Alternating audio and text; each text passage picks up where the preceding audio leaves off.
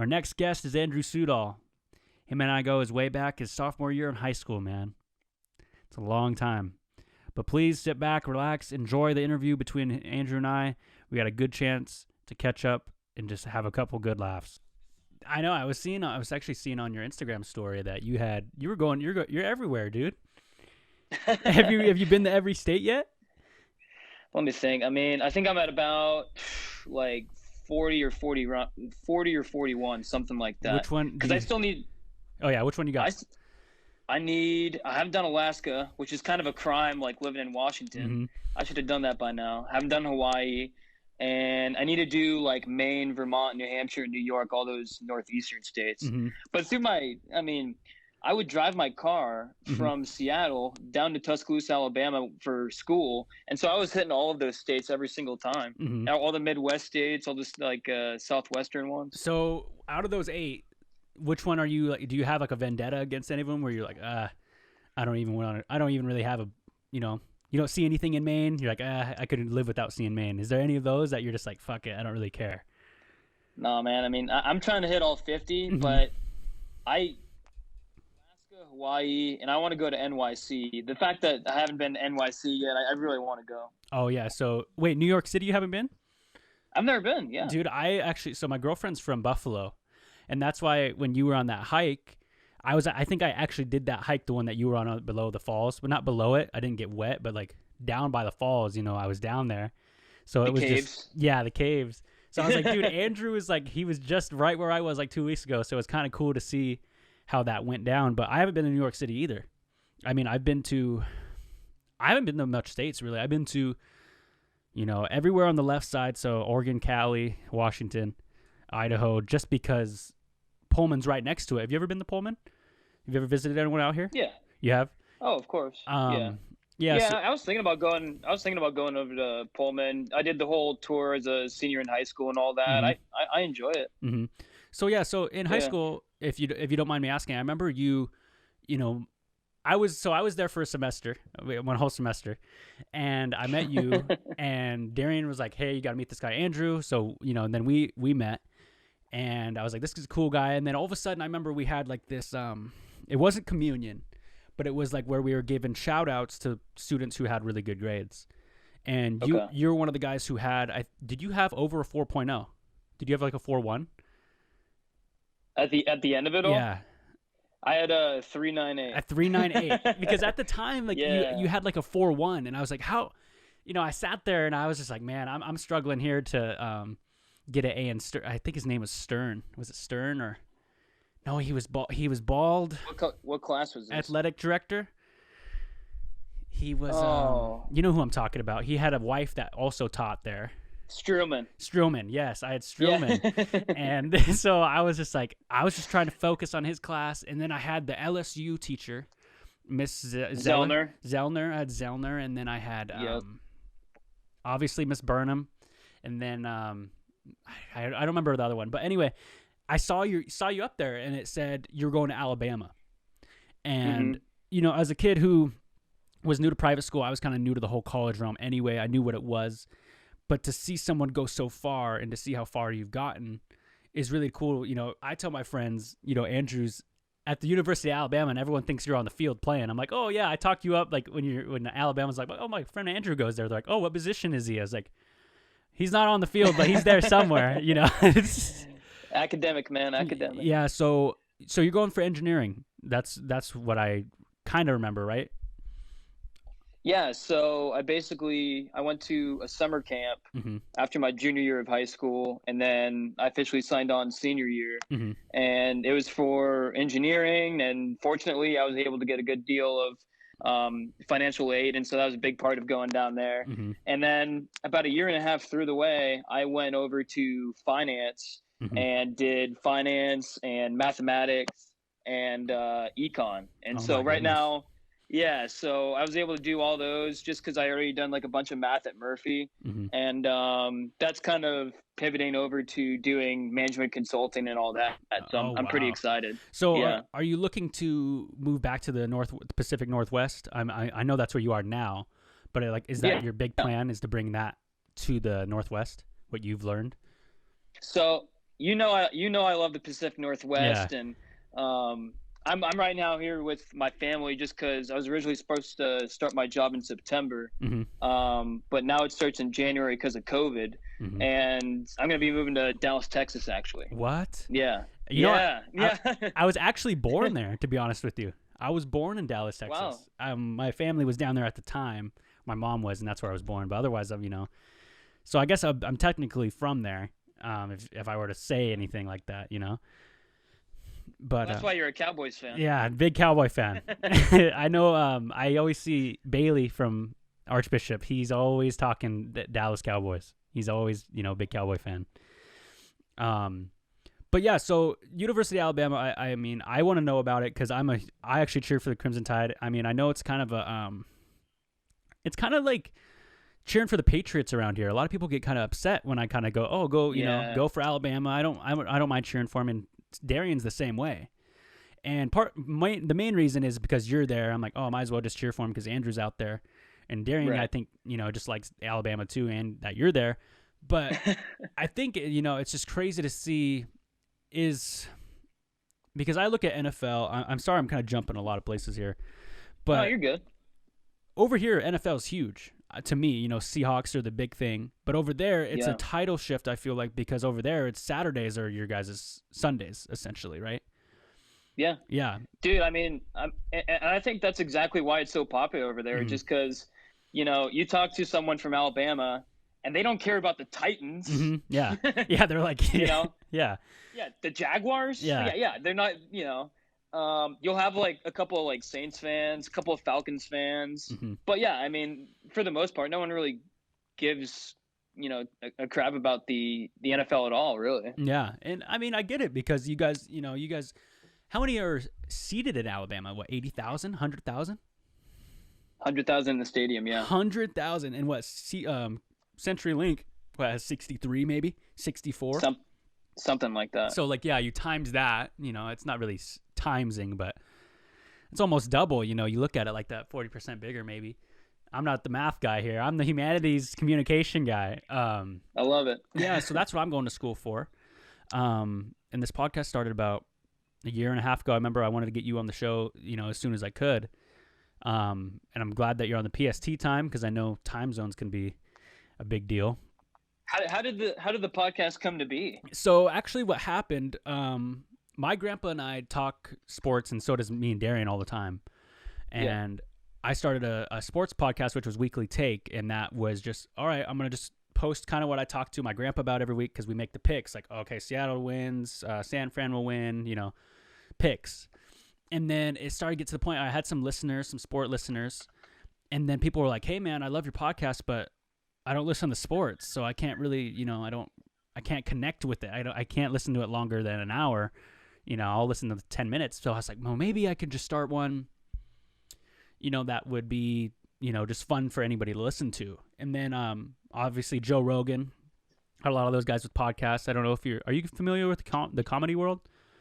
With many of the, yeah, of course. Yeah. So like, Theo, I love Rogan. Yeah, so like Theo Vaughn has a podcast. Chris D'Elia, before all the his scandal stuff came out, obviously. And a lot of those comedy guys I really started looking up to. So I started my own podcast. I was like, if they could do it, I could do it. So then it just became, I'm like, hey, why don't you come on the show? Just started reaching out to friends that were close to me.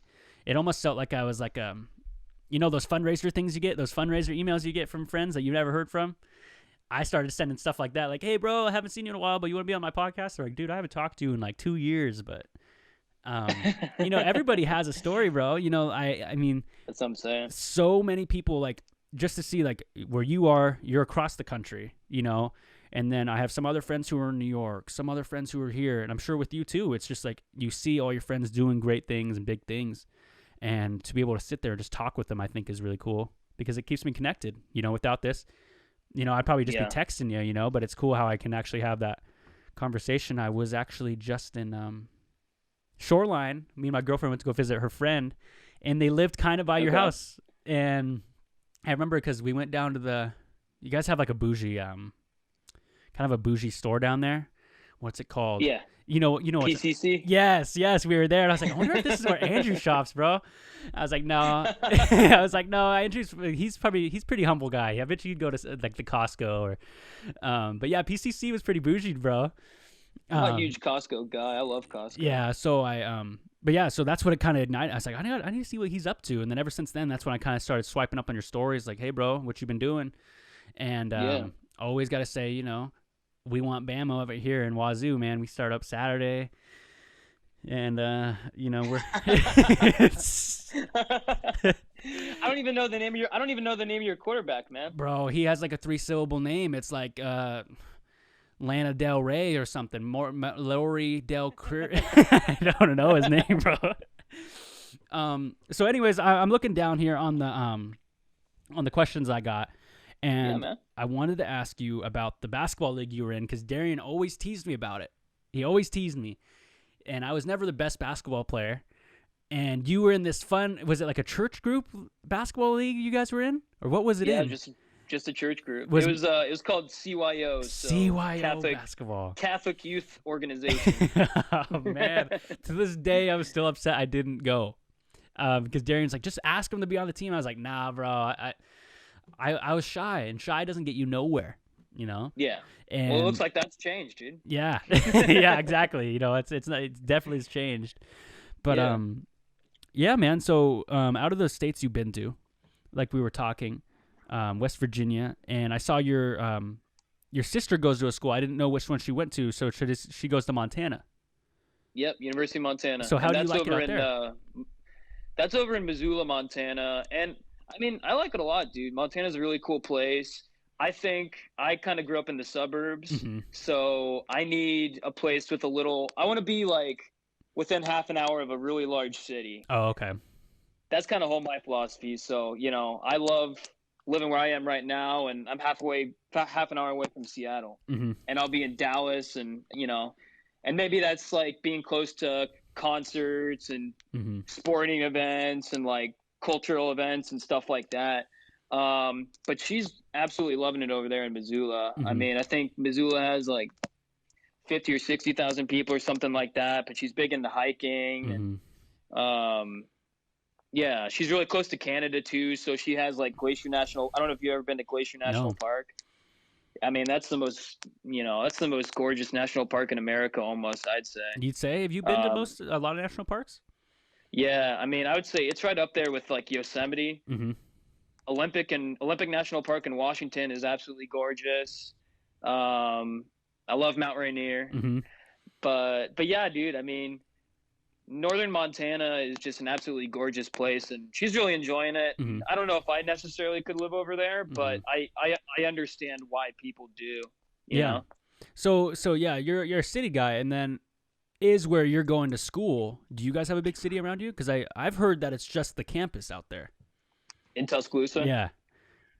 Yeah. I mean, it's about, we got 35,000 students, and I think the population is like 70 or 80,000. Oh wow! So about half of the population is college students. So it's like it's a college town.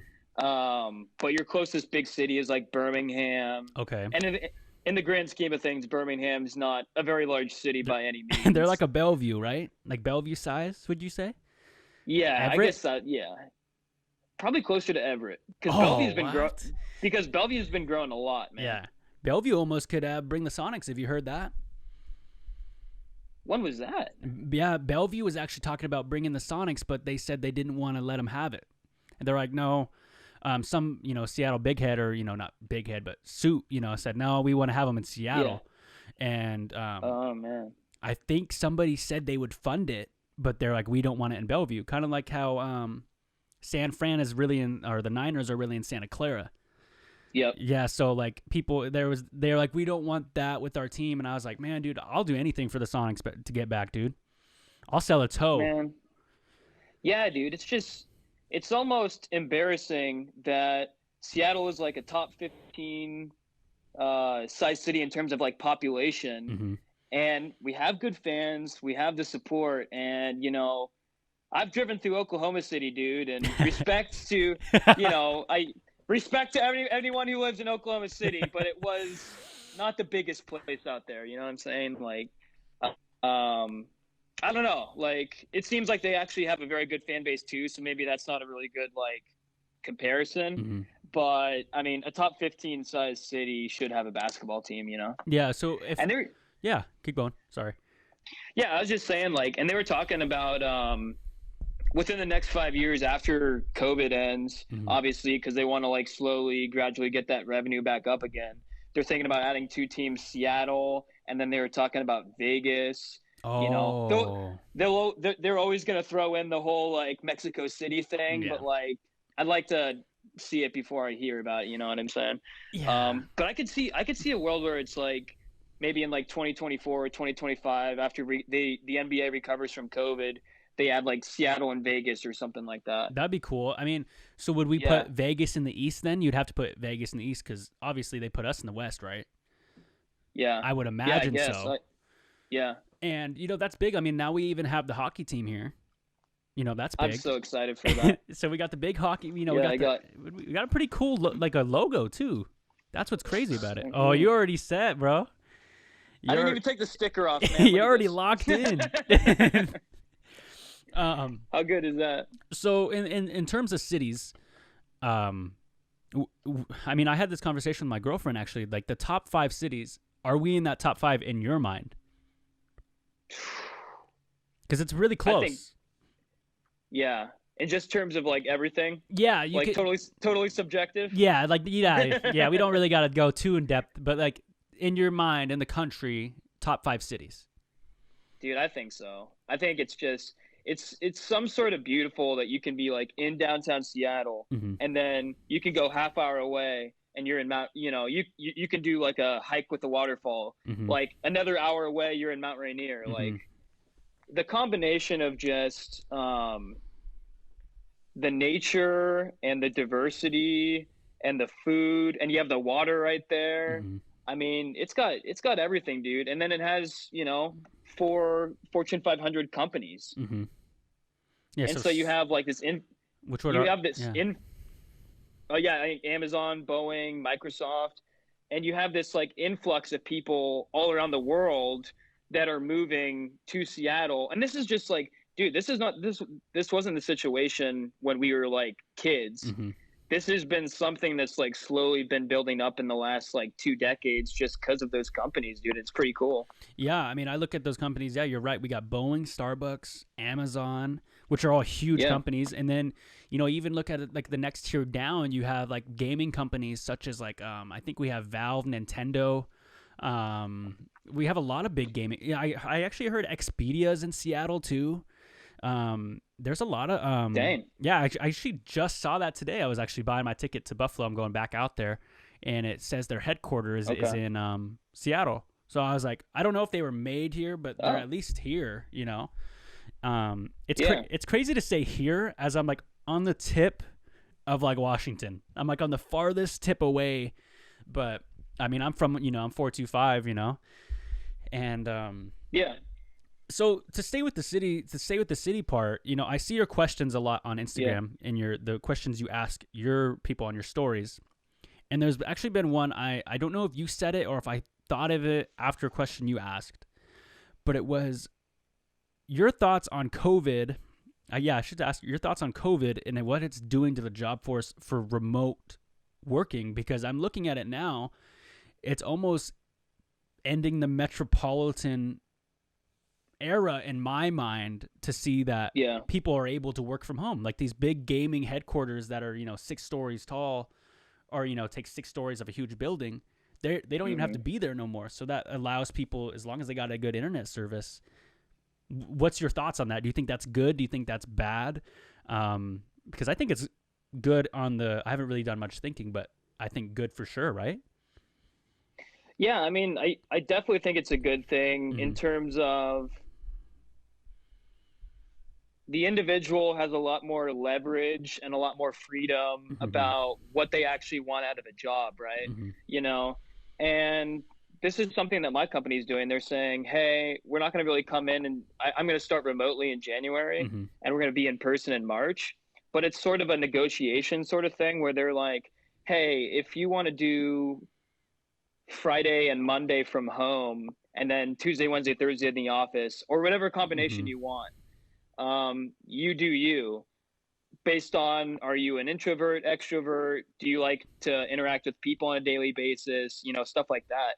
And I think whenever you're giving your employees more options like that, that has to be a plus, right? But I guess that leads into the question of, what that does for big cities, because I would assume the majority of people do not want to work in person 5 days a week after experiencing remote work. You know what I mean? Exactly. So, that's a very real question. And, maybe New York City will never be New York City ever again. And that's scary for a lot of people. But at the same time, I've been seeing stories about how converted office buildings can become have you ever seen a vertical farm before? No. You ever seen those?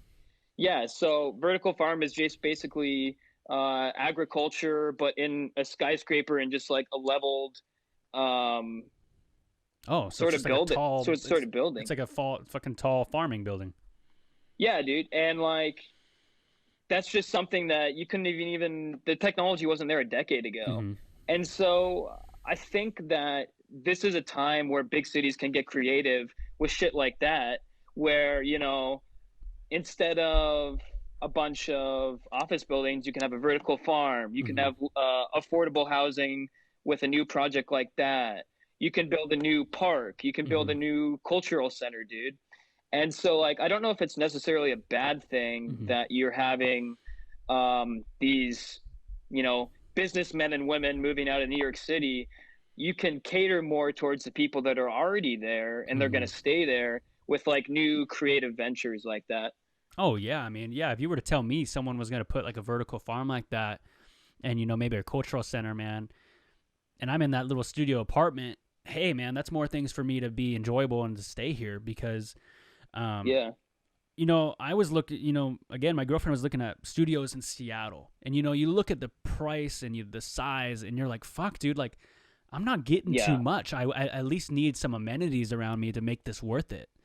And this apartment complex had amenities, and it was, sort of worth it, actually. But like you're saying, if you're able to use that space to say, hey, let's put a field here, or hey, I'm not saying they're going to be able to move the 36-story building, but they're like, all right, COVID we're just going to take it down. We're going to put a basketball court here. It's not going to work like that. But it's just crazy to me because I feel like if I were able to tell you or myself, because I know I had a commute to Archbishop, it wasn't that big of a deal, but some people are traveling farther. If you're like, hey, you don't got to commute here 2 hours out of your day both ways. If you just stay home and do your work, a lot of people are going to be happy about that. So Dallas, though, so you're going all the way out to Dallas, and if you don't mind, what are you going to be doing? Because I saw your LinkedIn page. I saw your LinkedIn page and I saw your company, but I didn't really know what you're doing, from your LinkedIn. So I'd love to hear what you're going to be doing. Dallas, 1-bedroom apartment, 2-bedroom. You got roommates. What's going on? Whatever you're willing to share, course, obviously. Man, yeah. So I'm moving in January, and it's with my buddy Reese. And Reese and I were rooming back at University of Alabama, so it's cool, kind of like maintaining that continuity at that. But I'm trying to be living in the Victory Park neighborhood, and that is where the Mavericks Arena is, the Dallas Stars Arena is, and it's sort of like, I like to tell people it's kind of like areas of like downtown Bellevue where you have like the movie theater over here. You have a couple of cool restaurants and trendy bars and stuff like that. So like it very much caters to like someone in their younger 20s. And so I'm excited about that. Yeah. And then I guess in terms of the job, my place is going to be like a 20-minute walk from work. So I'll be able to like not have to have a longer commute like that. And that's really important to me, at least. And Oliver Wyman is basically a strategy consulting company where a separate company, such, for example, Amazon will bring in a strategy consultant and say, hey, we are not selling this certain product enough. Can you do some research why, and then can you try to like turn this problem around? Oh, wow. And so, I mean, that's just, one example, but they basically, when you first step into the office, when I'm going to start in January, they have this really cool employee basically called the staffing manager. Mm-hmm. And he or she will basically say, hey, what are your preferences? What industry do you want to work in? Mm-hmm. What city do you want to work in? Because we travel a lot, and they'll like match you up. So something that really interests me is healthcare. Just because every single year, healthcare becomes more privatized, and essentially less of it is going to go from the government, and there's more companies that are competing and bringing out more innovative products, which is a good thing in my opinion. And I'm like very interested in like regenerative medicine. So basically working with people who have loss of hearing, who have loss of eyesight. And there's a lot of like really cool genetic research coming out right now where we can actually like tackle that problem. Wow. So that's really encouraging to me, where people who in the past could have been disabled in any physical way, shape, or form, and now we're able to tackle that with science and technology. It's pretty fascinating for me. Oh yeah, man, it's crazy to see someone who doesn't have a limb. I know I'm making a big leap, but like who had their limb broken off, but then they can have like this arm that has fingers. Like 10 years ago that wasn't a thing. It was kind of like unless you were like Michael Jackson, you weren't getting that technology. It's it's slowly, I think it's coming down it's coming down to be more affordable, and I think that's really key. So what's your this is going to go off in a rabbit hole. So but what's your opinion on that? Like if the technology was there where you could let's say you're fully functioning, nothing's going incorrectly, but like you have like this new robot arm model that's coming out, and everyone's getting it for Christmas. And it's a quick and easy surgery or something like that. Like what's your opinion? Do you see like what I do any ethical arguments with that? I think it would really I like that question a lot. I don't know personally if I would do it. I mean, I say that now, but like say, if a doctor or you came up to me, you're like, hey, I'm working, Dom, here's the new arm. Just say, for instance, you're the sales guy. Here's your arm's fine, right? But in 60 years, it might not be the same. What if I gave you this robotic arm and it lasts you 90 years? Yeah. I'd sit there and because, man, I got my appendix out, and that was like nothing. Me too. Yeah. Me too. Gang, bro. I got my appendix out, and it was like nothing. So now, like, but 10 years ago, I saw my cousin, her dad got his appendix out, and he showed me the big scar he had because they had to like do more because it wasn't laparoscopic. And so I look at it in 10 years, like, but yeah, so I don't know, dude. I think it would really mess up the sports world, to be honest with you. It would make it kind of... I was just about to mention that. Yeah. In the sports world, I think would be like... Yeah, I mean, that means Tom Brady would be able to play another or pitchers could play, back-to-back games, or, fighters can fight longer, and I don't know. What do you think? I mean, I think I wouldn't do it personally, and I think you shouldn't be able to get that stuff unless you're injured, but that's a hard line to draw. Yeah, that's a very hard line to draw for sure. Yeah, and just a couple of comments on like the sports thing. Like, how does that affect the sports world where, I can physically become, through science technology, stronger enough to the point where I can look at Derrick Henry and I'm like, I can have Derrick Henry's body through just science and health. And it's just like, how does that affect the sports world? And also, dude, I mean, in terms of like UFC and boxing and stuff like that, we're going to get to a point where there's already shows where it's like very primitive robots, but robots that are fighting each other. What happens when we have like humanoid robots fighting each other? I'd pay $50 for that, dude. Oh, yeah. Are you kidding me? To go to a stadium to fight and especially when you knew like no humans were like being hurt in the process. Like I'd pay $50 to watch like robots go at it. That would be pretty cool, bro.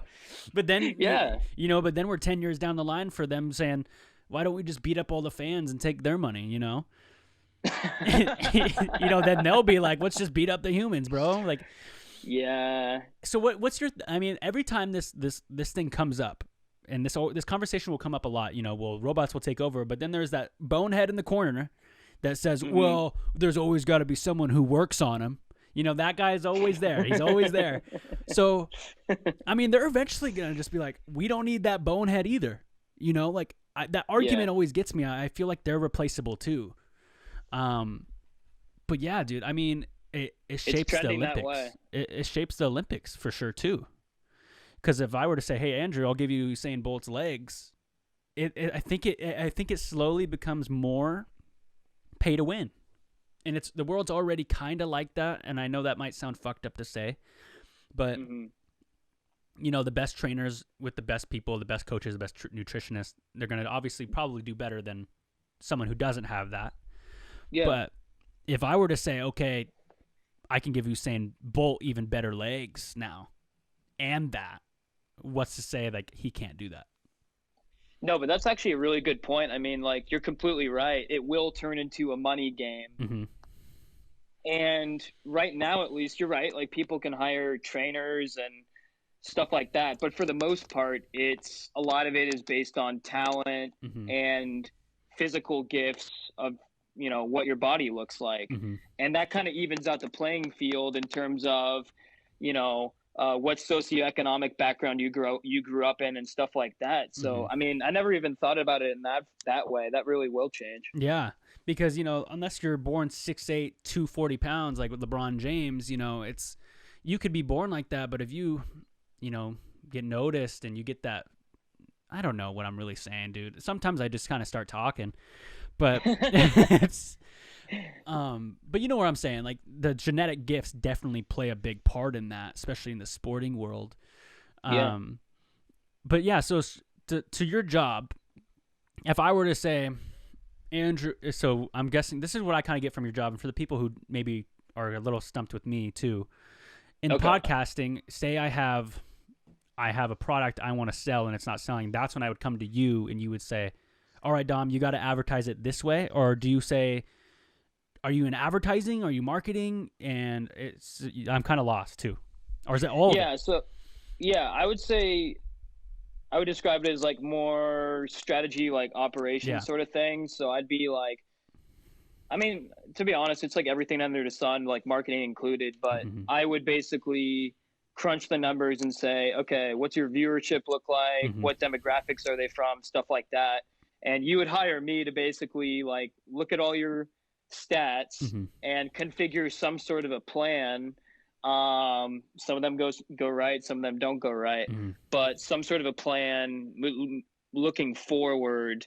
And most of it comes from you. Like you would be the one that say, I'm lacking in this area or I'm lacking in that area. And then I would try to address that. But that's kind of how it works. I'm trying to answer it the best I can. I don't know if that helps. So in your world, I'm looking at it from, if a big, do you guys only stuff, because you said healthcare.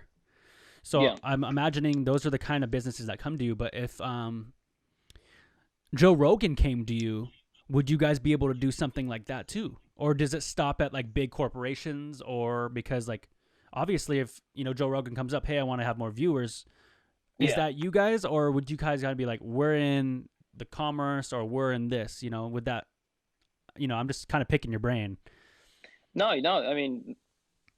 it's a good question. So we're kind of like a mid-level size consulting firm. So, obviously like corporations are usually the ones that will hire us just because they have the money to hire us. But, someone like Joe Rogan has the money to hire a consulting firm. So he very well could say, hey, I need help with marketing strategy, this, that, stuff like that. And a lot of it, I would say a lot of the work is dealing with like data analytics. And I know that's kind of a buzzword. But a lot of our work has to do with like market research and looking at data analytics and coming out with like an ultimate plan. So just to answer your question a little more succinctly, I would say like most of our clients are like big corporations. But private wealth management of like very wealthy people is also kind of a part of it too. So like taxes kind of thing, or more of like they just want to make more money off their money kind of thing? It's not really taxes. That's more like accounting and stuff like that. And private wealth management is like a whole different ball game, honestly. But this is kind of more like if that huge family who has a bunch of wealth runs some sort of a small business or has their own business or something like that, they can hire us. But another cool thing that I think I should mention is basically we have this like really cool thing that focuses on nonprofit work. And the Dallas office specifically works with Dallas County education system. And so that was one of the things I was looking for. Like I wanted to have a job where I could work in strategy consulting, but I also wanted to be able to help the community out in some way. I didn't want to just like try to fix Amazon and Microsoft and these like billion-dollar corporations' problems. I mean, that's cool, but I also wanted to like be all over the community. And so they will allow Dallas County low-income neighborhood schools to garner our services for free, and then we'll help them out with how much should you pay your teachers, where are you getting your funding from, is the government giving you enough funding, and how do you negotiate for more funding, stuff like that. So that's something I'm really excited about, specifically just because about like a quarter of our work usually deals with some sort of nonprofit in the office's area. That's really cool. Yeah. Because like you said, you want to have a balance where you're like, hey, I want to help the whole spectrum, I don't want to just help the Amazons or the people who have the money. And I think that's really huge because in public schools, that funding is everything. It's the difference between, a field trip, a year to a couple. And, some experiences, some of the field trips I went on were from my senior year when I went to my other school. We went to go visit colleges. And something, if we're able to get just a little bit more funding to do that, it's huge. It could change somebody's career path. It could change someone where they want to do, anything. So I think that's really cool that you're up to doing that, dude. And I, keep grinding away, Yeah, I appreciate that, brother. Yeah, and I had something I was gonna say after that, but I just really want to say quickly though, like in terms of like the whole like public schools and funding and stuff like that. One of the first things that is taken away is the college advisors and the counselors and the counseling service centers, whether it deals with what college do I go to, but also whether it deals with, hey, I'm not doing so good in the mental health department. I need help with this. And that's usually the first thing to go away. So, I mean, you were right on the point where, funding is everything and more money should be put into those exact regions. Yeah. And, I could actually go off that because the first time I actually went to a counselor was in a school at my community college. And I didn't really realize how nice it was until like I was able to go talk to someone, and it was kind of just like, hey, I need to talk. And that was available to a student. And I was like, if this is available even through K through 12, imagine, and especially now with where kids are sitting at the computer for 12 hours a day, they don't have the recess to even go to. They don't have the walking ability to go to their locker room, or, anything. So I think that mental health is even going to make a bigger, strong push. Kevin Love, actually from the Cavs, had a big mental health thing a while ago. And I think even now it's even becoming more of a bigger problem. I'm not saying he's the only guy to ever bring up mental health. Yeah. But I think now with COVID, it definitely is going to hit a lot of people. I actually just recently started therapy back up. And I think everybody should have it. I mean, I didn't have a traumatic childhood at all, but for me to even just have that, I think everybody should have it. And if K through 12s can offer it for the time being, and not have to worry about payment, I think that's wonderful, you know? Yeah. No, dude. And I had a buddy of mine tell this to me where they were saying, and don't only go to therapy when things are going bad. Mm-hmm. Go to therapy when things are going well, mm-hmm. and you need to like check yourself, Mm-hmm. and you can like, for example, if you go to therapy when even things are going well, you can say, oh, how did I get to this position? Mm-hmm. I got to this position because I changed this in my life, or I started interacting with these kind of people or stuff like that. Mm-hmm. So that was just a really cool thing to me, because we always think about therapy like, I'm going to therapy because this area of my life is not sufficient. But, everyone should go even when times are going well. Yeah, I mean, I think that's a good I went into last year when I was in it, I had a last therapist. And I remember I walked in and I was like, I don't want to talk about how my day was bad. Like, can I talk about how it was good? And, when the therapist saw that, it was like a light bulb, and they're like, that's why you're here. You're here to talk about the good days as much as your bad. And the bad is easier to talk about because it's more apparent or the right word. I don't know which one it is, but I think you're right. Yeah, it should be just as valuable to go, even if you're not even struggling, because you're able to evaluate the things. I'm basically repeating what you said, but yeah, man, it's nuts, man. And what we do, to go back to your job, I kind of do something similar, but it's with clients of like social media. And I've I pigeonholed myself into this job in a great way. I was able to message this guy and get this gig, and we were able to work with guys like Joe Rogan, Theo Vaughn, and all those guys and stuff. So we basically are. You've worked with those guys? Yeah, I have. I've done their work. Wow. I haven't met them, but I'll send you some info after the show. I don't know if I'm allowed to say it. No, yeah. But so what we do is say Andrew, you come up to me, you're like, hey Dom, I got 20,000 followers over this post. I want to monetize this. What do I do? I have no idea what to do. So we'd say, all right, you got to start posting, or we basically do the strategy consulting for like social media. So it was kind of cool to see like the parallels, because that's why I asked you about Joe Rogan. I was like, so if that happened to you, how would you guys approach it? Yeah. And that was the internship I was in. I'm not in it no longer, but I have like a gig at that spot at that job if I want to.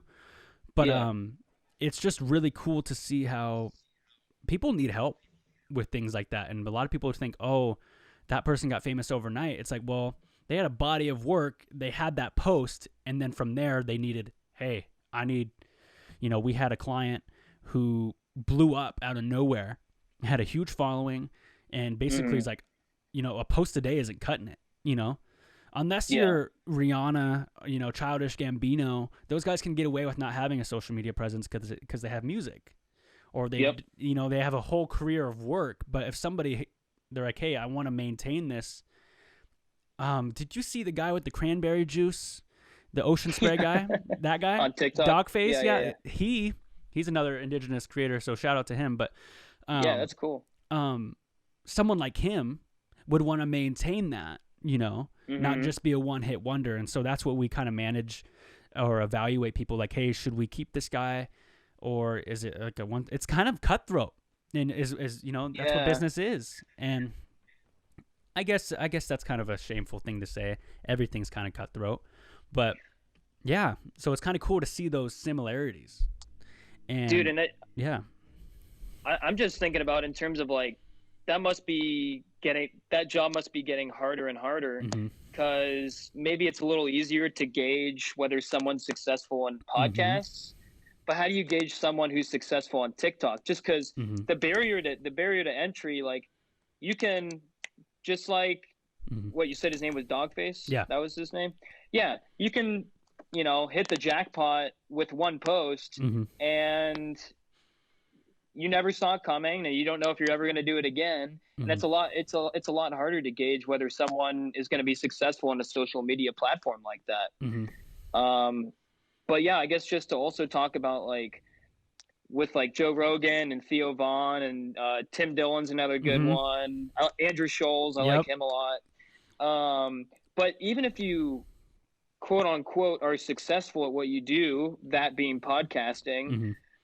that doesn't mean they want to get even more successful, and Mm-hmm. they could have 3.9 million followers, but that doesn't, they're going to want 4.2, they're going to want 4.7, you know what I'm Mm-hmm. saying? Like, that's why they would hire someone like you, and that's a really cool space. I didn't know you were doing that. Yeah, so that's where I wanted to ask you. A lot of people from, I'm pretty deep in the podcasting world. That's where I'm taking my career, and that's why I'm doing this. And because I even want to be like producers for it. That's how, I applied for a Spotify podcasting internship to do all that kind of stuff. But I want to ask you, as a person who I don't know if you're in the podcasting realm, if you're head first in like I am, but where do you see it? What does it see? Where, as a person who, just to ask, where do you see it in 5 years? Yeah, no, that's a really good question. I would say, I think a lot of it is going to be kind of more geared to what Shoals is doing with like Patreon. I think crowdfunding is just going to become more popular and popular, where you have someone who doesn't necessarily have a lot of upfront cash, but they have good content. And so you will use a platform like Patreon where people can donate $2 an episode, $3 an episode, stuff like that. I think in that sense, it's only going to become more popular. And then I always go through this thing where I'm saying we have shorter and shorter attention spans. And so on one hand of the thing, I want to say that podcasts are going to become shorter and shorter to kind of like compete with like TikTok and whatever the next app is going to be. But at the same time, I mean, Joe Rogan is more popular than ever, and he has 3-hour podcasts. So, I mean, that's extremely fascinating to me. But I guess my gut feeling is, as we get further and further to the future, podcasts are going to be a little shorter than they are today. Oh yeah. And to comment on what you said, like, that's why on my Instagram I have minute clips, because even with this podcast, there's going to be a select few people, probably the people who are close friends with you, close friends with me, that will listen to the full thing. But most of the people are going to see the content that I splice up, and that's just how it happens. And with that, I'm trying to get post a day and keep the content like that. But I think, to be honest, this is my big idea and what I think is going to happen. And I've heard this from compilations of other podcasts as well. But with Joe Rogan signing that Spotify deal, I think was as big as like Patrick Mahomes' quarterback deal, for the whole podcasting world. I know, because I'm not Joe Rogan, but that opens eyes to the idea of people that could get paid for this in big money like that. Because $100 million for what was his 10 years, or I don't know what it was. Something like that. But I think it's going to be huge, because I think there's going to be a streaming service that will come out one day. And then who's to say you can't get all these podcasts for free, and these podcasters are going to be getting paid by their streams. And I think it's going to be huge. And I think Spotify is going to be big at it. I think a lot of people are going to compete with Spotify. And I think I see it where it's going, because it gives a lot of people creative control. Like, look at Netflix. Netflix says, if I was Netflix and you were the creator, I'd say, here's $200,000, go make your series, and we'll see if it approves. And majority of the time it does. And you're good. You have full creative control. And I think that's what these podcasts are turning into, because it's easy. Like, I have an iPhone that records me. This mic was pretty expensive, I'll give you that. And a good Wi-Fi connection. And I'm on FaceTime. It's not that, like, it's not like you need a studio no more, Yeah, exactly. Good friends, good network, and you're good. And you can say whatever you want. And I think that's what's just beautiful about it, man. And I think we got about 10 minutes left before, actually, we can go as long as you want. I just don't want to keep you longer than you got to stay. But, no problem, man. So I don't really know where to jump to. I did get a question from, Mike Leslie Schlong, the guy we were at a pool together. If you remember, so I remember. Yeah. So for anybody who doesn't understand the reference, me, Mike, Andrew, and Darian were once in a pool, and we were summer day playing at a pool, playing football, and we were just having a good time. And that was one of the first times we hung out. But The question actually, it didn't really make much sense, but I had to ask because he asked it. He's like, "What do boogers taste like, Andrew?" So what do what? Boogers taste like, and I was like, "So that's his yeah. question. Do you know what boogers taste like?" I mean, yeah. I mean, I've had a couple in my day. So, I'm trying to say, what could it relate to? I mean, what do boogers taste like? That's so tough, man. It is kind of a tough one. You know, it's like maybe like a shitty seafood or something like that. Yeah, if you had the it's kind of like has like a texture of like some like shitty like scallops or something like that. Yeah, I don't like know, a man. shitty rock candy that went old or something. Yeah. You know, or maybe it's like the you go to Red Lobster and there's like a crumb on the napkin and then some water gets on it or something, and then you pick it up when you're wiping your Red face. Red Lobster is terrible, dude. I hate Red Lobster. Lobster. I haven't had Red Lobster in fucking dude, I want to say probably 13 years. And I don't even know if I can remember many things from 13 years ago, but that is one of them. It wasn't a terrible experience, but I haven't had it since. I think COVID's going to kill that, like, kind of mid-range restaurant, like Red Lobster, where the food's not that great, and it's not even that cheap. No. You know? Wait, so it's like, is that Olive Garden? You can't walk out of it. Yeah, Olive Garden's in that mix. I know people want to throw Red Robin in there, but you got to put some respect on Red Robin's name. So I'm not going to say. Yeah, tired of people disrespecting them. Yeah, but I'll say like Olive Garden, Applebee's, just shit like that, dude. Like I think like people are not going to want to like slowly pay $15 for shitty food like that. Dude, I get a stomachache when I eat at Applebee's every time. Yeah, man. I'm not joking. That's a good point, though. I mean, I think a lot of people would come to pitchforks and torches to your house if you disrespect Olive Garden, though. I know some Olive Garden fans, man. No, I like Olive, and I know you have that one near your place. Yeah, people would definitely be like, "What?" But I'm with you. I'm not a huge Olive Garden fan. I just think that type of restaurant is gonna kind of go away, and I think COVID's only like accelerating that. You know, I mean, people are like less apt to like go out and eat in general. And I'll be honest, like when I'm at this moment in time, I'll go out to eat during COVID. You put your mask on, you sit down, and all that, but I'm only gonna go out to a place that like the food's really good. It's worth it. Like I'm only gonna risk the whole COVID thing if the food is good. So I'm not going to Applebee's, dude. You know what I'm saying? So you're telling me I'm only going out unless I can get a good meal. I'll risk this pandemic virus for a good meal. You're saying? Yeah, man, it's just not worth it. Maybe before COVID, when I was in the middle of nowhere and I was super tired and I just wanted a low-level burger, then Applebee's is the spot, man, for sure. But I'm not risking that shit for an Applebee's burger anymore. Oh yeah, dude, it's a big thing, dude. It's like when you're really hungry and you look at your toe and you're just. No, I don't think it's really like that, but. What's your opinion on like Uber Eats and Grubhub and like Postmates and stuff like that? I think they're a ripoff. Same. I mean, it's outrageous. I actually used to be one of those drivers. I did Mr. Delivery out here in Pullman, and it sucked because nobody tips. Yeah. College kids. I bet you if I did it in Seattle, it would be a lot different. Maybe. I don't know. But I mean, I think they're too expensive. I mean, yeah. But they definitely are making a killing. They're making a killing.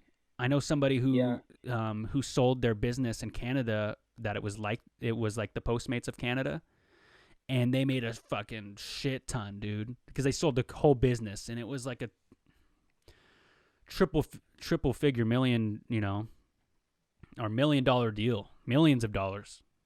Jeez. But what's your thoughts on them? Do you not like them? I mean, I haven't done it in like a year, just because I mean, I got like a Big Mac and fries with my buddy back in Tuscaloosa, and the bill turned out to be, $27, and it's like, what's going on, man? Yeah.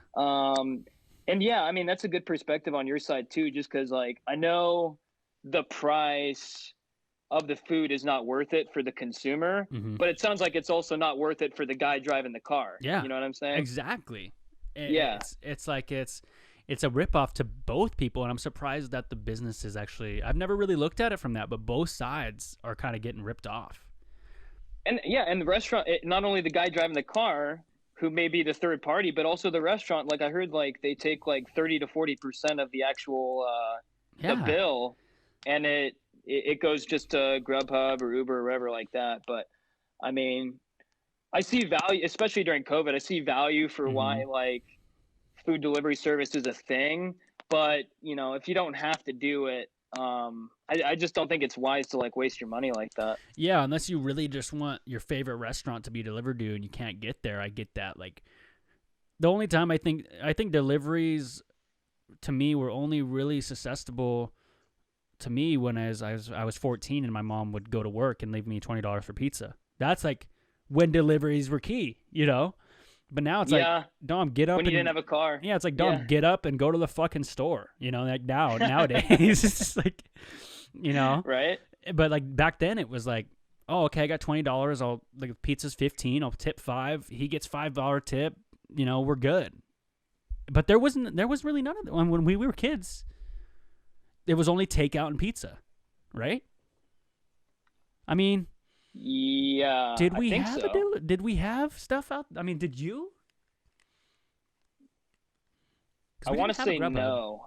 I don't think so. When did that start? Like, when did all of this start? Like 2015 or some shit like that? Look this up, dude. Yeah. Let me see. I want to say like 2015. So what should I look up? What was the first one? Was it Postmates or Uber Eats or maybe Grubhub? When did Grubhub start? They better not try to lie to me and be like, it started in 2000. I hate that. 2004. It started. No. But when did it like get? Okay, it said popular. Okay, it said it began testing food delivery in 2014. Postmates was 2011, DoorDash 2013, and Uber Eats 2014. Yeah. That's fucking crazy. That's what? 6 years ago? 7 years ago? Yeah, dude. It's relatively new. And now people are getting groceries delivered to their front door. Yeah. Dude, so let me ask you, in COVID, where were you in Alabama when COVID first hit? I was in the middle of Peru. I was in Cusco, Peru. What? How did Peru handle it? Oh God, dude. I mean, it was a crazy situation. So me and my buddy wanted to go to Peru for spring break. Okay. And we already knew COVID was like going on. We knew that like there was a possibility that we would have to like fly back to America and like cut the trip short. Mm-hmm. But we thought we were gonna have enough time to. Mm-hmm. But so essentially, we got to Lima, the capital of Peru.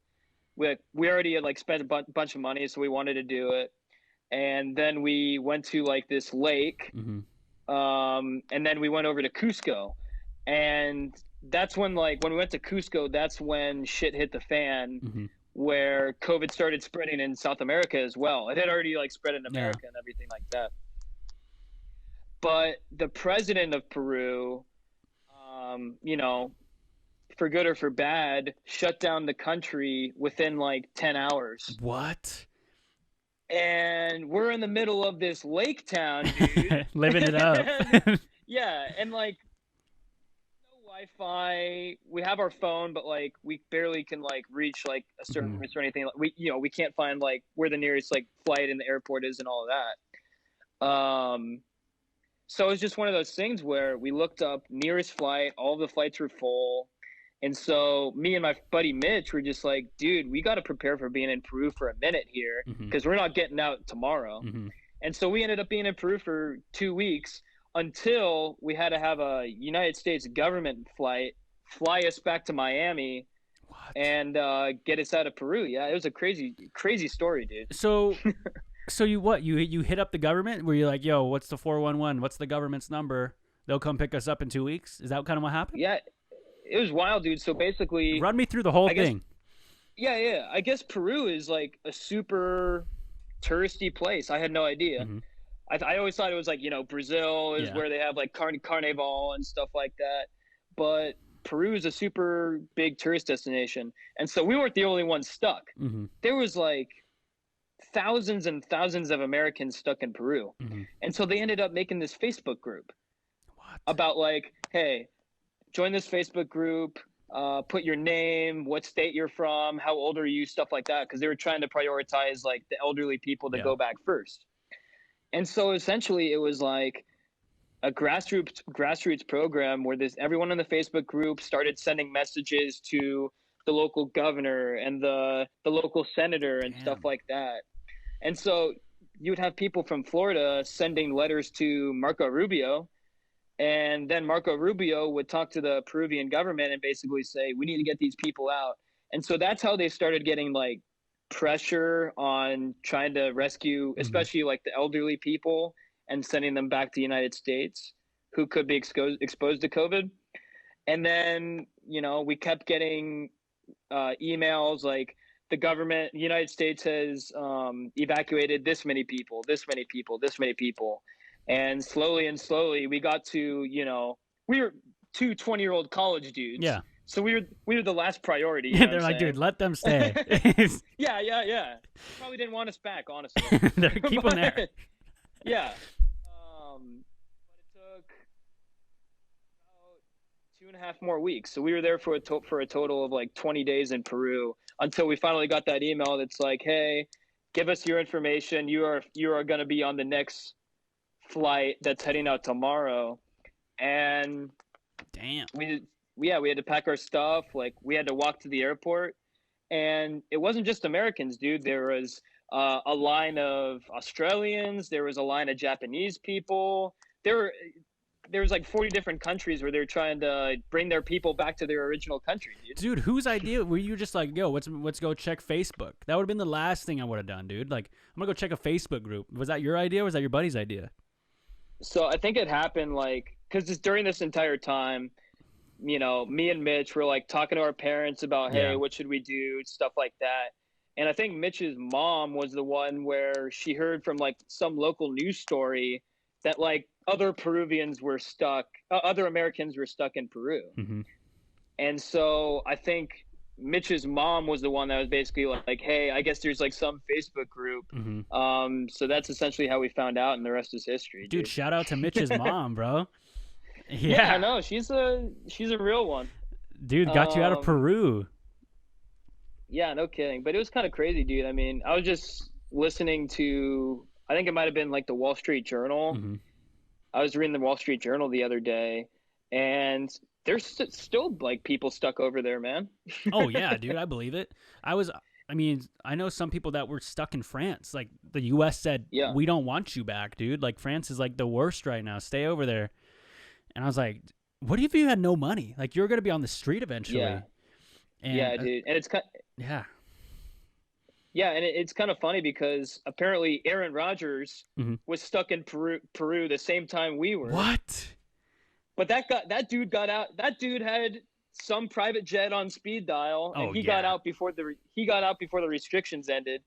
But they were interviewing Aaron Rodgers, and Aaron Rodgers is like, "Yeah, man, that would have sucked." And I'm like, "Yeah, that's what I'm living right now, man." He's I couldn't imagine doing that, man. Like, it's like, you're like, yeah, regular people like me had to go through it. Dude, Aaron Rodgers, man. Oh, he definitely had a private jet, dude. Imagine if he was there though with you, like they met at restriction, and he was like in 22C right next to you, and you just got to sit next to Aaron Rodgers, bro. Oh man. Would you tell him you're a Seahawks fan? Oh, yeah. Okay, good. I'm sure. Well, I mean, he beat us last year. So. Oh, yeah, he did. I mean, I think more than anything, he's like, hey, man, like, I'm sorry, bro. Yeah. You know? Especially in a position like that, where he's like just like a normal person now. Yeah. I think he has bigger problems to deal with, more like, Jordan Love and all that, but we'll see. Oh, my God, dude. To talk about sports for a second, dude, they didn't give him no help. They didn't even give him Will Fuller.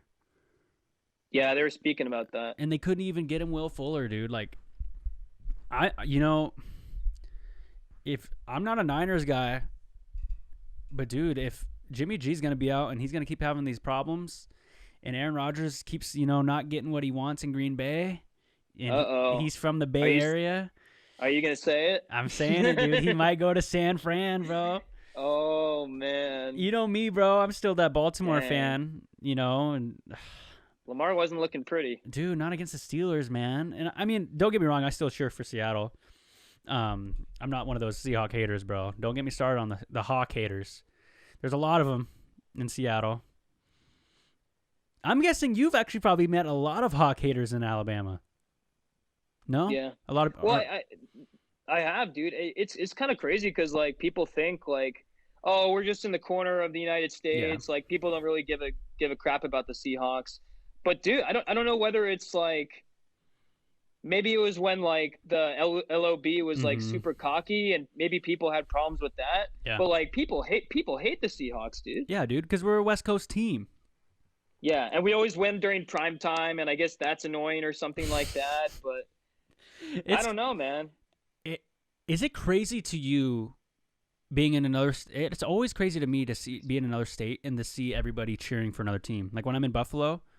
Like, I kind of like Buffalo now that my girlfriend's from there, but, like, it's crazy to see they're all Buffalo, Like, I'm so used to seeing all Seattle, all UW or all Wazoo, but then I go somewhere else, and it's like, oh, fuck the Seahawks. I'm like, that's kind of, like, foreign to me, it feels like, I'm like, come on, bro. And it's one of the coolest things I've kind of witnessed is that, like, all fan bases are not created equal, So, like, you can go to Buffalo, and I've heard, like, very good things about Buffalo fans. And Seattle has a very good fan base too. But if you go down to Los Angeles, they don't give a crap about the Chargers and the Rams. They're like, bro, we're Oakland.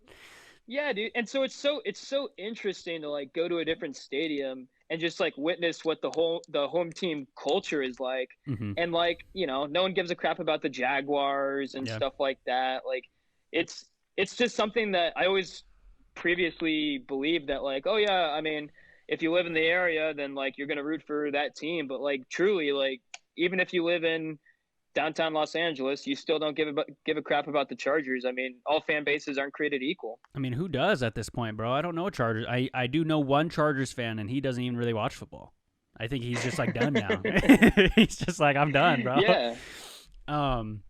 I've heard really good things about Green Bay's fans. Like people who go to the Lambeau Field and they're like, dude, the fans there, they're amazing. They're nice. I'll be honest, when I went there to the Ravens game last year, I didn't wear anything Ravens because I was kind of scared I was going to get heckled. And I don't even think I could call myself a Raven fan after that, dude. Did you tell people I was rooting for Ravens, that in the time. Fucking lame. Well, so this is my story, and it sounds lame. Okay, so Flacco's not our quarterback anymore, and I only got a Flacco jersey. And I was like, I'll go to the Seattle Stadium and buy a Lamar one. And then I don't know why I was thinking, because I know in some Mariner games you can go like and get like the opposing team's jersey sometimes, like if you're there early or something. So I was like, oh, I'll just do that. But they didn't have any. But they did, but it was a XXX, and I was like, I'm not buying a XXX Lamar jersey for this game. And so I had this just black coat on, and I just looked lame, dude. I was a fucking lame. Were you actively like rooting for the Ravens? Were you like, were you going like full force, like let's go? Like, probably like 60% for the Ravens. Like, I didn't want to be like a douche because I didn't want to ruin anyone's day too, and I didn't want to get in a fight. Yeah. Especially because, dude, have you been up to the top seats in Seattle on the 300 level? Like, like someone. It's rowdy. Yeah, dude. Someone pushes you, you're falling 22 chairs down, dude. Like you're like at an angle. God, like, yeah. It's like this, and you're like, you know how you're sitting. It's not like the Mariners where it's like comfortable. You're packed in there in Seattle in the Seahawks games. It's dude, crazy. Man, that was a big. Yeah, no, you're a goner for sure. But that was a big thing. I really wanted Mariners summer baseball, and I just didn't get it this year, man. I wanted it so bad. Because even if I'm sure the majority of people in Seattle don't really care about the Mariners just because they've been crappy for 22 years, 4 decades. Yeah, 2.5 decades. But like, I think everyone can admit going to a baseball game is just objectively a fun experience. especially when the weather's nice and you're eating nachos and stuff like that, and you're with your buddies and you're like drinking beer or something like that. Yeah, it's a fun time. Like, yeah, and so like, yeah, that was just one of the like the in the grand scheme of things, very trivial, but like that was like, oh man, I really wanted to go to a Mariners game. We didn't get that this year.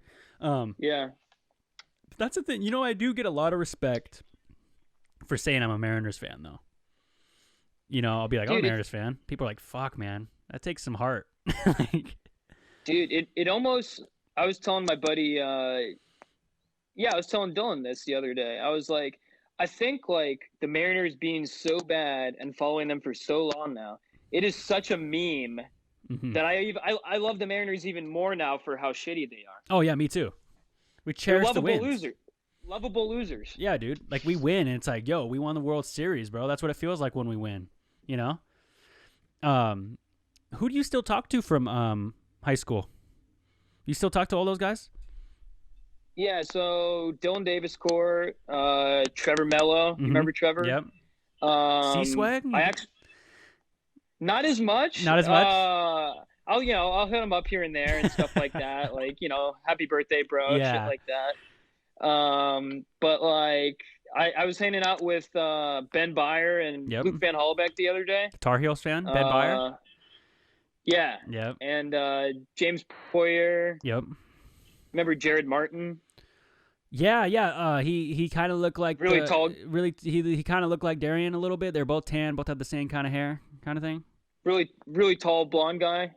Oh, Jared Martin. Maybe Jared Martin. Oh, who are you thinking of? I think I'm thinking JT. What's his name? JT. Oh yeah. Yeah, JT. that's what I'm thinking of. Okay, wrong guy. What about your bro? Yeah. I shouldn't say his last name, but it's fucking. He's the senior. He was the guy who played on JV when he was like a junior still. Fuck his name. God, Alex. No, it was like something funny. Like it was like Darian. I know if I call Darian.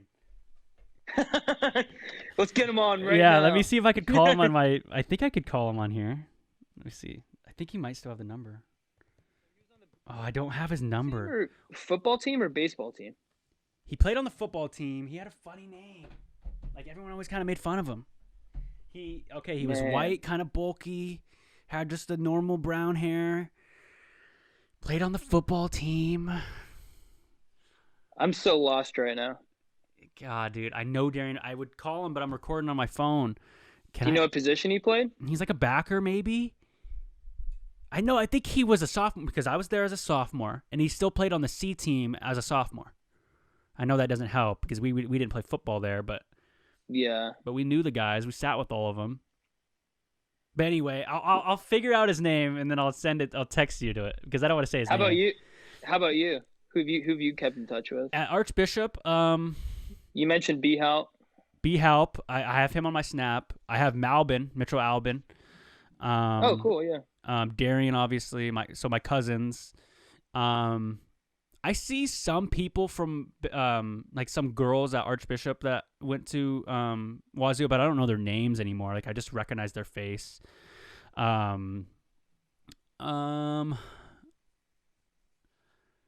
think that's not about. No, his name was he was kind of shorter. His name was Sam Elkins or Sam Edward, Sam something. Oh. I saw him at Boom City. That's the only time I see these people from Archbishop. They're like, bro, can I get a deal? I'm like, sure, bro. I mean, I went to Archbishop. But they're usually looking for Darian. Boom City still a thing this summer? It was last year. They did COVID. They had COVID. They just spread everything out, had everyone wear a mask, and it still happened last year. I worked security. I was letting people in. It was pretty cool. You have any security stories? Any rowdy fireworks people? So obviously there's a lot of the people who were like, I'm not wearing my masks. You know, you had I'm like, dude, I'm not letting you in unless you have your mask. Yeah. And believe me, a 5'9" guy my size isn't really that intimidating. So a lot of people just kept driving past me. And I was just like, whatever, dude. I'm only getting paid, a certain amount. I'm not going to go chase this guy down. And then I'll get the virus. But actually, yeah, one time you're not supposed to. We had no lighting area. You've been there, Boom City. You know the lighting area we have in the corner. Yeah. Some guy lit a firework pretty close to stands and drove off, so that was kind of a big deal. But nothing really. I mean, I got yelled at a lot because I didn't let certain people in because I would send them to overflow parking, and they're like, "Oh, come on!" And then I would see like my friends. I'd be like, "Go ahead, bro." And they're like, "Hey, you know." But so I got some hecklers for that. I stood a long time. I wish I would have had these New Balances. I'm wearing New Balances right now for my guy Kawhi. What color? Black, bro. Are you wearing black New Balances? No, I'm not. Oh, no, I got some. I thought we were about. I got some Nikes on. I thought we were about to twin right there. Let me see here. Let me see what questions I got left for you, bro. Yeah. Okay, so I asked you have you been to every state? Oh yeah, your Instagram questions. I wish I would have told you to like save some of them because your story post, right? Yeah. You posted about the thing, and I commented, and we had a good conversation about it. It was the small business one. It was like the advertisement to like it's like hating on other businesses. Yeah. And I think that's a huge thing for anybody who didn't see. Andrew had this thing of, was it like a local winery, local sandwich shop, or whatever it was? It was a local bookstore, I think. Mm-hmm. And they're like, oh, well, shame on that business as an effective advertising for them. And I don't really know where I'm going with it, but it really was really interesting on like your thought process on that, because I've thought that too. You know, it's like, why you're almost advertising for them, it feels like too. Yeah. Yeah, it was interesting because it was like a local bookstore in Helena, Montana, and they had like a sign outside their door that said, Amazon doesn't pay taxes. Mm-hmm. And my whole thing was like, I completely feel for small businesses. I know they're hurting, not only because of COVID, but just because things are trending towards, you know, Amazon and stuff like that. But at the same time, like, I don't know if saying Amazon doesn't pay taxes is going to bring someone in. You know what I'm saying? Exactly. Yeah. Yeah. So it's just one of those things like, yeah, I posted on Instagram and I said, I just like picking people's brains, like stuff like that was like, would this be enough to bring you in, or would you have rather heard about their actual product? Mm-hmm. And 90% of the responses, you know, because it's, you know, it's human psychology. 90% of the responses were like, I wish they told me what the hell they were selling. Yeah. You know what I'm saying? Yeah. Yeah. It's like, what is this, a billboard? You know, yeah. Or like, did they have like a special deal that day? Or do they have some sort, are they donating a certain percentage to charity or stuff like, and, you know, again, we can go back to the thing where like, I know these bookstores aren't in the business of like giving deals just because they're already hurting with profits, but still, I mean, you got to get like a little creative, like even if it's not a deal, like maybe like a funny joke or, you know, just something that like pops out and says, whoa, like you need to get in here, man. Like, you know, you don't want to buy off Amazon, you know, not without even saying don't buy off Amazon. You can like say, you can make the person think that like going here is better. Yeah, a unique enough experience where you would rather go here anyway. Yeah. Yeah, because I see people like in San Francisco, there's some guy who like did a Rick and Morty meme joke with his coffee thing, and people are like, "Oh, he's woke. He likes Rick and Morty. I'm gonna go there." Like that was more effective than saying, "Oh, spend your money here rather than Starbucks, bro." It's like, dude, okay, it's like it almost feels like you're that guy who's complaining. Like, it's not fun to be around. And there was another one you asked too. I don't remember. I think it was I don't remember. But yeah, man. I mean, I like to pick people's brains apart. Oh, I wanted to ask you one good question. Yeah. As a person who, you know, I kind of liked going to the malls. I know that's not probably the masculine thing to say, but I don't care what people have to say. You do you, man. You do you. I don't mind. I don't mind going to looking in Foot Locker, go to the sports store, see what jerseys they got. You know, I don't even have to masculine it. You know, I like to go check it out. You got the food court, dude? Oh yeah, dude. Of course, Chipotle. Yeah. You know, so it was just a fun time. And do percentage deals get you in the door? Because for me, I'm like, they're marking it up to mark it down, it feels like to me sometimes. Yeah, I've never been a huge like Black Friday person or anything like that. So I would say, like, compared to most people, probably not. Mm-hmm. But like when it comes to like certain products, like there are some products that I will never buy off online, you know, like I'm kind of picky about like my shirts. So I'm never going to Mm-hmm. buy my shirts, at least like polos or Yeah. something like that, or like dress stuff or something like that. I'm only going to do it like in person. Yeah. I mean, I'm not a huge like on cutting, like I'm going to go here for 10% off or stuff like Mm-hmm. that. It's got to be like something really nice. Like the local GameStop the Mm-hmm. other day, they were going out of business. And so they were having this huge, like, we're selling PS4 games like 50% off. Like, obviously, like, you know, for something like that. Mm-hmm. But I mean, I've never been a huge like Black Friday person. Yeah, dude, that's coming up. Black Friday might not even be a thing this year. What are they saying? Are they actually going to do it? I mean, I've been hearing that they're thinking about just switching to all online. And that's going to hurt some businesses, bro. But I have a hard time believing some people aren't going to be in line for a 42 LCD screen, bro. People are going to be fucking killing each other for that shit.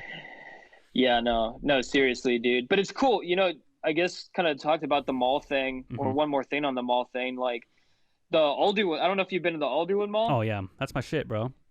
Yeah. But what they're doing with the Alderwood Mall is essentially they're taking away a bunch of like the JCPenney's and Sears and stuff like that. And they're putting in apartment complexes attached to the physical mall building. What? And that's kind of the real estate company's way of who owns the mall of kind of making up on all the revenue that is lost by these people not shopping at JCPenney anymore. And so that'll be super interesting to do. Like if you have all these people. Yeah, if you have all these people that are suddenly living at the mall, will they just go to the mall instead of like shopping on Amazon and stuff like that? But I think it was like a really creative idea that I think is gonna continue to happen. I mean, and the Alderwood Mall, at least in Washington, that's the first one that I know of that is doing that. But Northgate Mall, they're switching most of their facilities into the practice center for the Kraken. Did you know that? Northgate's doing that?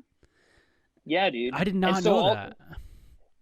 So, like, I guess just like based on our previous conversation, I mean, these businesses need to get creative, and it's just stuff like that that makes me like optimistic about like some of these retailers, just because, you know, they actually are taking a risk and they're building apartment complexes, and who knows if it's going to work or not, but you know, they're not just, you know, going bankrupt. They're actually like trying, you know, they're taking a chance there.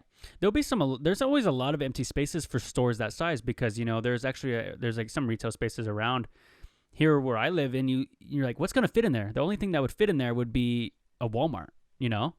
So like, dude, you know what I mean? Like, you're like, why would you, oh, sorry. My computer is like popped up something. No, you're good.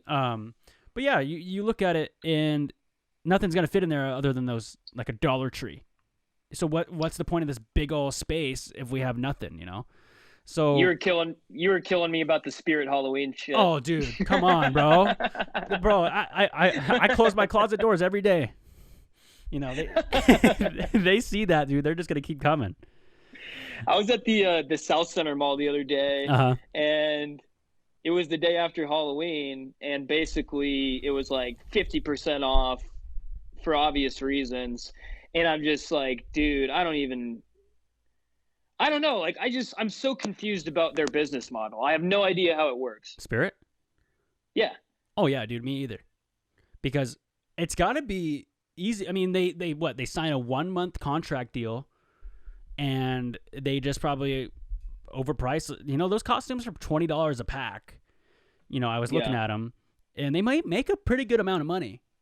I mean, because you think about it, all those mall places are signing long leases, I'm guessing. Yeah. You know, so maybe that's where they kind of make their but it confuses me too. But here's the thing, and here's a hot take of Seattle or, you know, the Washington area. I think the Alderwood Mall is the best mall in the whole state. Ooh. I'd go as far as saying that, dude. And now here's the reason why. We'll end with this. Man. We'll end with this because I think my computer stopped recording, but it's still recording the audio. But okay. Here's my thought process, and I want to hear your opinion after. South Center is huge, and it's a nice mall, and it's a good mall. But here's the thing: I think they lack like good clothes. And what I mean by that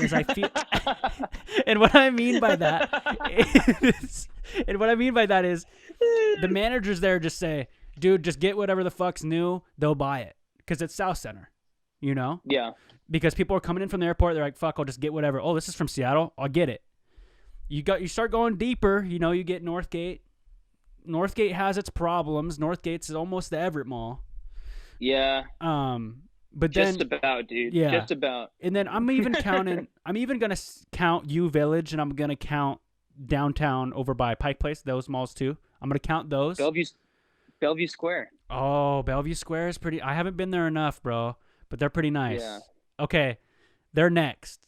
I'd almost edge them above Alderwood. But here's the thing: Alderwood is in like the middle, and I feel like they have a little bit more pressure to be like, okay, we have to like buy shit people are gonna want to buy. So I feel like their quality of stuff is better. But I feel like I don't know. I guess. And I think they have the best. I think they have the best food. Yeah, they do. They have a Chipotle Panda, the Cali Burger, the Euro place is nice, and the pretzels. Jamba Juice. Yep, and Jamba and Dairy Queen. Dairy Queen, yeah. South and Center, then you got that movie. Then you got that movie theater, that huge movie theater right across the street too. Yeah, and that has it's not Regal, it's like Lowe's. It's like a legit one. Yeah, and it has that elevator or the escalator. Yeah, dude, the outside bougie one, and it had to put the rain cover over it. It looks sexy, yeah. So, and then we have the Seattle Premium Outlets, where that's my home. You know, I gotta defend there, but it's an outlet. It's good shit. So it's like I can't really. And then you keep going north. There's the one in Burlington. Missed me with that one. The one in Spokane, it's okay, and I think there's one in Yakima. But I mean, I don't know all the malls. Let's forget about that one. Yeah, we don't have to think about the east side. So, what's your opinion? What's your favorite one? I noticed you said you went to South Center the other day. So, do you like South Center? South Center it's hard to hate on South Center though. Yeah, it's really cool just because just in the last 5 years they added this wave of like Asian eateries. And so one of my best friends is Filipino. And apparently they opened a new fast food restaurant called Jollibee. That is a Filipino-based fast food restaurant, and they have a Filipino bakery, and they have like an H Mart over there. H Mart's and legit. Like that's like my personal preference. That's like some of my favorite type of food, and so maybe that's why I like it so much. But it just seems like there's more of a South Center is more of like a diverse community. Yeah. So I think that's probably where like Bellevue Square is lacking, honestly. Yeah, I would say that too. I would definitely say that. Bellevue doesn't have much diversity. Yeah. Well, I mean, compared to obviously Seattle, I mean, it's a huge city. But there's an H Mart in Alderwood too. Have you been to that one? I've been to that one. Yeah, that one's legit too. If you take away one thing from this podcast, there is a place called Soul Hot Dog in Linwood. Okay. It's pretty close to like Alderwood Mall area, and they have like Korean corn dogs. Okay. And it's different because like Korean corn dogs, they put French fries in the corn dog. What? They put cheese in the corn dog. Like they added like a whole bunch of like, you know, crunchy onions, stuff like that. And this shit's only like $3.50 for a corn dog. Dude. I mean, you know, obviously like you can get a cheaper corn dog at a carnival, but you know, if you're having dinner and you're only spending $3.50 for dinner, like that's a deal. Dude, when I'm back on the west side, I'm going to Soul Hot Dogs. You know, just remember that right now. Fat Burger isn't bad either, but I think it's gone now.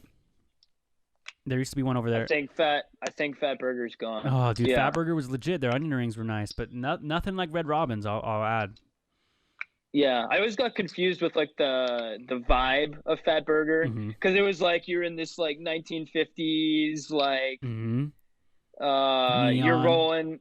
Yeah, neon, you're rolling in like a convertible, like the seats are all like leather and stuff like that. And it was cool, I just think like not a lot of people could relate to that. That's probably why they went out of business. Yeah, a lot of people who weren't white people were like, I don't really want to be in here.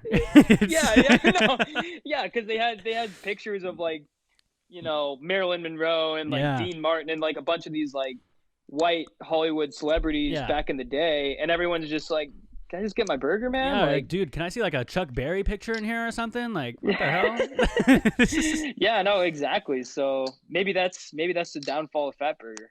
Dude, that's crazy, man. I didn't know about that retail space, man. That's gonna be okay. This will be the last thing right here. So yeah, with that, people moving into malls.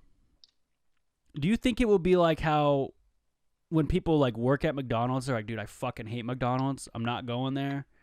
Do you think that will be like, I fucking hate the mall. I fucking hate the traffic. Fuck H&M. I'm not going down there as they're walking down there. It's just... So do you think it will be a positive thing for them to make more money with people living there? Or do you think it's more of that they want to collect the rent? That's what is going to be more money. They're obviously going to make more money from that than...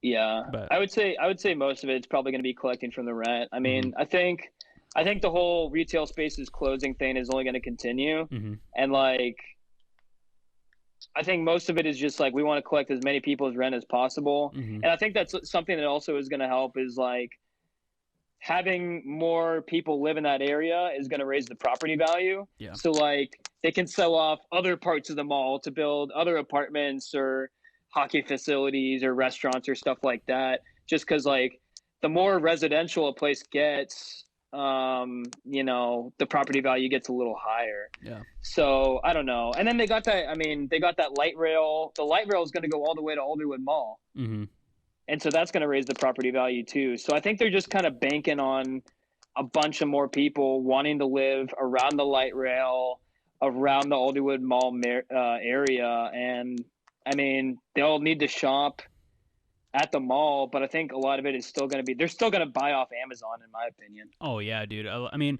if you think about it, even that whole strip from Seattle North is just, the property value is insane because a lot of people who are in Seattle are like, I want a house and a yard and a dog, so I'm going to move north. Yeah. And that's how everything's like Everett and Alderwood are getting, the property values going up. Bellevue, obviously, even where I'm at, or, where I'm from, over in that Marysville area, it's going up over there too. And yeah. It's not gonna Arlington. Stop. Yeah. Arlington too. Yeah. Even as far as Camano and Bellingham. Dude, people will drive 2.5 hours if they get a big yard, Yeah. They don't care. Yeah. And I don't blame them. I really don't blame them. Yeah. But yeah, man. Do you got anything you didn't get to say? What you're doing? What you want to promote? Anyone you want to give a shout out to? Yeah, this would be the great time. No, I mean, just thank you for having me on. My Instagram is at Andrew Sudol 97. Like you said, I just like posting some random questions or facets of society, and I'm more than welcome for people responding to them. I absolutely love it. But that's me, man. Yeah. And I'm moving to Dallas in January, and I obviously hope to see you in Western Washington sometime around the holidays. Hell yeah, man. All right, bro. Well, I will find that guy's name from Archbishop and I'll text it to you. And you'll be like, I knew who that was. And you're going to laugh, or maybe Darian knows. Oh, I know Darian will know. He'll be like, oh, that guy. And he won't even think about it.